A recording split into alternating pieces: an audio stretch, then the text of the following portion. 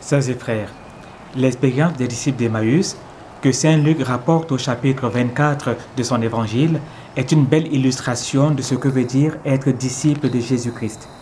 Deux hommes, dont l'un se nomme Cléophas, ont été témoins de la crucifixion de Jésus. Ils sont désenchantés et découragés.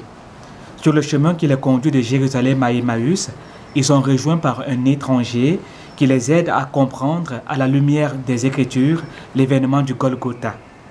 Quand ils sont à proximité de leur destination et donc sur le point de prendre congé de l'étranger, ils invitent ce dernier à rester avec eux. Ils lui disent « Reste avec nous, car le soir approche et déjà le jour baisse. » Cette phrase peut être d'abord comprise comme l'expression de besoin qu'ont les disciples de retenir cet homme sympathique et intelligent pour tirer davantage profit de sa sagesse.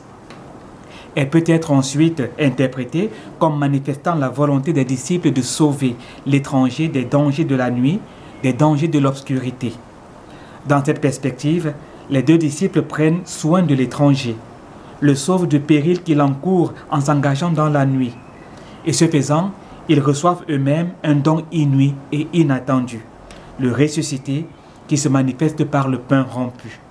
Ce don les revigore, les affranchit de la nuit de l'angoisse et du désespoir dans laquelle ils étaient plongés. Ils n'ont plus peur. Bravant l'obscurité, ils retournent à Jérusalem pour dire à la communauté des disciples de Jésus « Il est vivant. Nous l'avons rencontré quand il a rompu le pain. » Sœurs et frères, nous affrontons nos propres obscurités et en venons à bout quand nous sommes présents au monde de la nuit de l'autre.